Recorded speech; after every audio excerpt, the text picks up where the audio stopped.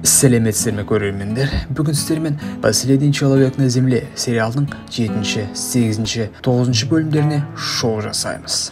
Өткен серияда бала туғысы келмеген Эрика өзінің екі қабат болып қалғандығын білген соң, оны қаладан бір жолата кетіп бара жатқан Филиппке хабарлайды. Еркек оны естіп, не істерін білмей қалады. Тенди болса, айбай, ят досым деп сәтті қолданып, еркекті мазақтап алады. Сәлден соң Филипп Эрикаға келіп, кешірім сұрмақшы болып еді. Гейл оның әкесінің орнын біз алмастырамыз. Сен болсаң, көзімізден жоғалшы деп ұрсып береді. Түнде Кэрол Тендиге Филипп сені ұрған соң, басқаларға өзіңді аяйтындай қылып көрсет. Сол кезде олар сені қабылдайды деп кеңес береді. Тенди болса, жоқ, мен ондай әрекетке бармаймын деп бет жасап алады. Ал келесі сценада пәтуасыз еркек басқалар оны аяп, көңіл бөлер деп көз ауырғандай ол жеріне бір нәрсе қойып алып ыңырсып отырғандығын көреміз. Бірақ басқалары оған аса мән бере қоймайды. Тенди болса, ойбай, жоқ, уайымдамаңдар, барлығы жақсы деп рөлді беріліп тұрып ойнайды.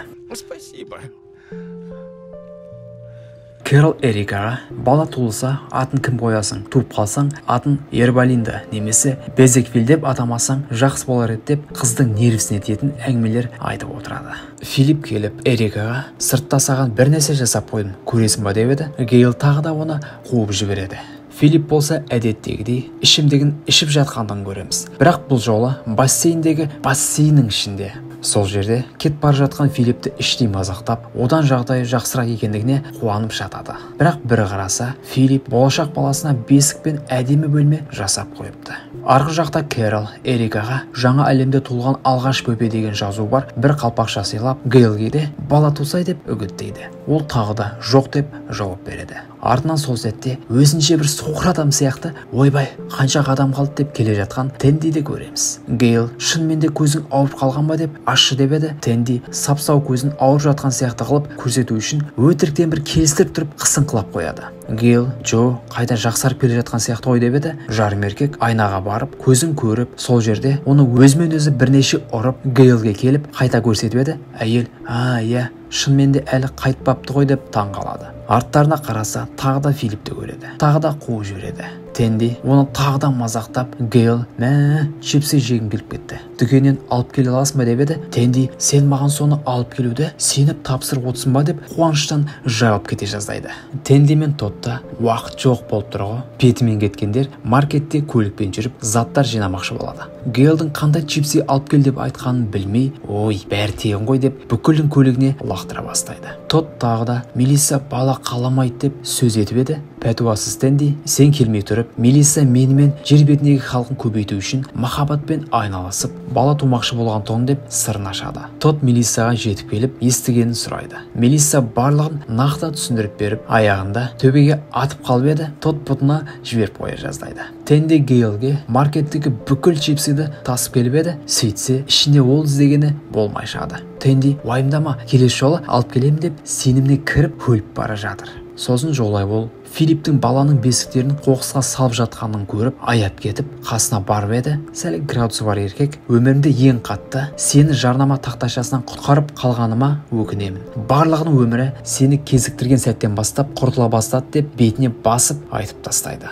Бұл мәселені дереу жолдас балаларына барып талқылайды. Келесі сценада барлық кейіпкерлер өздерінің қазіргі проблемалар жайлы ойланып отқандарын көреміз. Кэрол мен Эрика екі қабаттылық жайлы, Тод пен Мелисса қарым-қатынастар жайлы, Гейл қайтыс болған ғашық жайлы. Кейін түнде Тенди Филиппті іздеп, оның жағажайда жатқанын көреді. Жүгіріп барып, бері тартып, оятпақшы болып, басына тұрып алып, әбден құлағын жарып жіберетіндей қылып айқайлайды. Бірақ еркекте еш реакция жоқ. Сосын оны серфингке салып, үйге қарай тарта бастайды. Мыжың болғанына да шүкір. Барам дегенше өзімен өзі сөйлесіп, іші пыспай тез жетеді. Бірақ бір жағынан Филипптің бұлай жатқанда дұрыс шығар деген ой келеді. Өйткені Тендидің әңгімесін естіп, шынымен де кейде өліп қалғың келеді. Байғұсты құлап кетсе, батып өледі-ау деген ойда мазаламай, Филиппті бассейн арқылы да өткізіп алады. Кейінде орнына келіп жатайын деп еді. Филипптің айқайлаған дауыс шығады. Кэрол, ол неге бақырып жатыр деп сұрап еді. Тенди, жаным, жата бер, бәрі жақсы деп тыныштандырады. Сөйтсе Тенди Филиппті ағаш қамауына тұтқындап қойыпты. Ал таңертең Филипп аузынан сілекейі ағып ұйықтап жатқанда жай Тенди келіп аузына тіс қылшығын салып тісін жумақшы болады. Сосын барлығын у-шу шығарып шақырып алып, қалай қараңдар, Филипп өзі ағаш қамауына келіп жазасын өтеймін деп айтты деп сендірмекші болады. Артынша сиыр мөлдейді. Барлығы не болды деп жүгіріп барса, сиыр бұзау туыпты. Бірақ бұл жерде одан басқа сиыр болмаса қалай туады? Түсініксіз. Барлығының басына да дәл сол ой келіп, демек жақын жерде бұқа бар ғой, іздейік деп Тод әзілене беріңдер. Сиырдың сідігін жинап алам деп еді. Тенди, Тод, жолай шөлдейміз. Дұрыс айтасың десе, Тод, жоға, не болып кеттің? Ол бұқаны өзімізге шақырып алу үшін керек деп айтады. Кэрол болса, ұятсыз бәсе, түнде қайда жоғалып кете береді десем, жігітінге барады екенсің ғой деп сиырға өзінше тиісіп қояды. Ал Эрика бұзаудың дүниеге келген көріп, бала туу қорқынышты шығар деп бір түрлі болып қалады. Тенди Филиппке келіп жаңалықты айтып еді. Филипп, мені жіберсең, бұқаны тауып қайтадан осында қайтып келемін деп өзін босаттырмақшы болады. Тенди ойланып қалады. Одан кейін сцена біраздан бері көзімізден ғайып болған тағы да бір жүн байға, яғни ғарышта жалғыз өзі қалып кеткен Тендидің бауырына ауысады. Еркек тағы да соңғы қалып кеткен құрт досымен сөйлесіп, радио арқылы жердегілермен хабарласпақшы болады. Сол жерде оның есімі белгілі болады. Майк Миллер. Жан жоқ туппен немесе құртпен сөйлесуді түсінуге болады. Бірақ енді мынау не? Қараңдар. Ғашығын елестетіп, манекенмен сүйісіп жатқан Гейлді Тод байқамай көріп қалады. Гейл, бұл сен ойлағаның емес, жай ғана қолдан демалуды жаттықтырып жатқан едім деп ақталмақшы болады. Сосын Тенди барлығын көзінше бұқаны табу бұл біздің ең маңызды миссиямыз деп тағы да мыжың әңгімесін бастайды. Филиппті босатайық деп те ұсыныс жасайды. Мелисса шыдай алмай, айтқандарымен келіссек, аузыңды жабасың ба деп өтінеді. Филиппке келіп, оны түрмеден шығарып алған адвокаттай түр жасап алып, ақыры босатады. Филипп шыға салып көлікке отырып, Канадаға жол тартып кетеді. Тенди кішкене қапаланып қалады. Кейінірек бұқаны іздеуге шығып, Тод пен Гейл тағы да кезігіп қалып, кішкене сырласып, бір-бірлерінің проблемаларын айтып, Гейл Тодқа ғашығым болса, оны жоғалтып алма деп кеңес береді. Сосын барлығы сырттай жиналып, Тенди лимонад ішіп қалып еді. Кэролдан, бұған не, тұз қосқансың ба деп еді. Әйел жоқ деген соң, Тенди, бол түсіндім деп жай түкіре салады. Еркек сиырдың сідігін ішіп қойған екен. Сол жерде Филипптің кетіп қалған хабарлап еді. Барлығы үндемей, орындарынан тұрып, сиырды іздеуге кетіп қалады. Халықаралық ғарыш станциясына ораламыз. Майк Миллер басқалармен еш хабарласа алмай жатыр еді. Кенеттен бір дауыс естіп, соңғы тірі қалған құрты Терриге қуана-қуана көз тастап еді. Сөйтсе бұл тірі адам емес, жай ғана өзінің жаңғырығы екен. Барлығынан шаршаған еркек құрылғысын іздеп қатты қапаланады. Мына жақта да драма болып жатыр десек болады. Тод пен Мелисса сөйлесіп, қыз айырылысқанымыз дұрыс болар деп айтады. Тод шыдай алмай, ішіндегісін айтып тастау үшін Гейлге келеді. Екеуі кездейсоқ жақындасып, арты сүйісуге ұласып кетеді. Кешке барлығы үндемей, бір-бірлерінің беттеріне қарауға ұялып отыр еді деп Тенди үнсіздікті бұзады. Тенди барлығына тағамның орнына үлкен тастарды кезек-кезек таратып шығып, әрқайсының күнәларын атап шығып еді. Аяғында барлығы бір-бірімен ұрсып кетеді.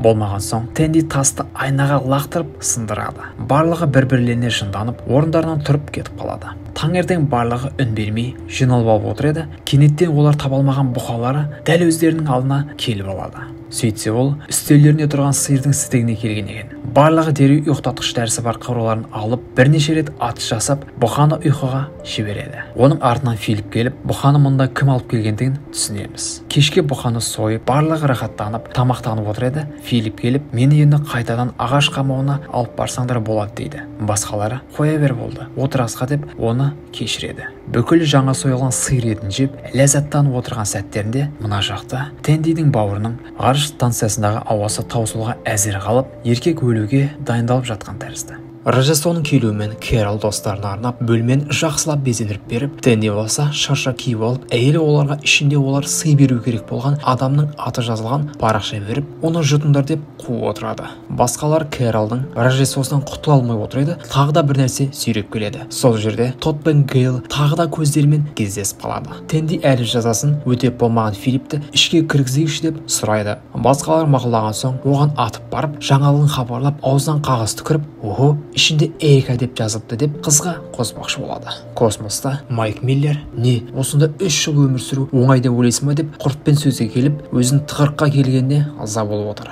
Ал мына жақта еріккен Кэрол Мелиссаның бөлмесіне қар жапқандай киіп беру үшін оны көпіршікке толтырып тастайды. Мелисса зорға тісін қайрап тұрып, рахмет деп айтады. Құрбысына Тодпен арылыстық. Ол соны көтере алады ма екен деп уайымдап жүрмін деп еді. Ал басқа жақта Тодпен Гейл 1 секундқа кездесіп, жарты секундта сүйісіп, түк болмағандай жөндермен кетіп қалады. Кешке барлығы жиналып отырғанда Филипп келіп, менің осына тұруыма бірден бір себепші, менің өмірімді құтқарып қалған үшін рахмет айтқым келетін деп айтып жатқанда, Тендидің көзі жайнап, жылағысы келіп кетіп, Филиппті құшақтауға жақындап еді. Ол болса, мені құтқарып қалған үшін құдайым, рахмет деп Тендиді ыңғайсыз жағдайға түсіреді. Тенди білдірмесе де жынысы келіп кетеді. Кейін тағы да еркекке келіп, одан мадақ алам деп, тағы да ұсыныстар айтып, мыжыңдай бастайды.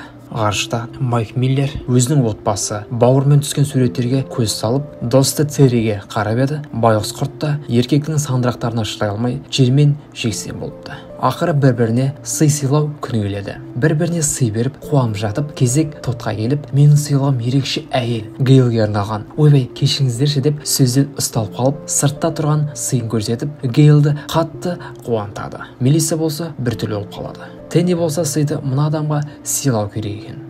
Көріп тұрсыздар. Тенди сыйды Тендиге сыйлау керек екен. Еркек өзімді еркелетпей қарапайым сыйлық, әшейін бір яқты сыйлай салдым деп қарапайым бет жасап алып, сосын мынаны істейді. Бұл еркек ешқашан өзгермейтін сияқты. Кэрол сыйлықты Мелиссаға беру керек екен. Мелисса қуана-қуана қорапты ашып қалып еді. Ішіндегі 5 жасар қыздар күнде етіп көріп, өтірік күлімсіреп, рахмет жаным деп өтірік алғыс білдіреді. Мелисса Тодқа сый ретінде бітіруші сыныпта киілетін ленталар сыйлайды. Еркек оны ұнатпағандай шешіп тастайды. Гейлге Филипп түсіпті. Әйел сыйсыз келіп, алдында тұрған бір затты бере салады. Филипп Эрикаға тосын сый жасап, бір бөлмеге алып келіп, оның ішіндегі УЗИді көрсетеді. Оның ішінде өсіп келе жатқан балақайды барлық көріп, неткен сүйкімді деп сүйсінеді. Ал Тод тіптен көзінен жас ағызуға әзір қалады. Тенди болса Филиппке қызға бересінеп табыстаған алмасын Эрикаға берси деп өліп бара жатыр. Бермеген соң Тенди іштей от болып жанып кетеді. Әйеліне енді оған көмектеспеймін де, бетін көрмеймін деп ұрысқақтап жатыр еді. Артынан Филипп келіп, кеттік ішейік деп еді. Еркек түк болмағандай, әрине досым, айтсаң болды ғой деп артынан еріп кетеді. Кешке Мелисса барлығын көзінше Тодтан кешірім сұрап, «Побег из Шоушенка» фильмнен бір цитата айтып қалып еді. Тенди киноны көрмесе де, осы сөзді ұнатамын деп білгісімақ болып отырады. Сөзін аяқтап, Мелисса тізеге отырып, «Тод, маған үйленесің ба?» деп күтпеген әрекет жасайды. Тод жауабын айтайын деп отыр еді. Кенеттен Филипптің іші ауырып, жерге құлай кетеді.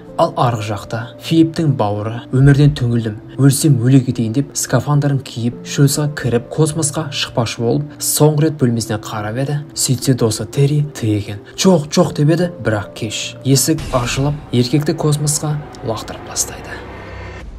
Достар, келесі бөлім көргілеріңіз келсе, 3000 лайк жинап тастайық.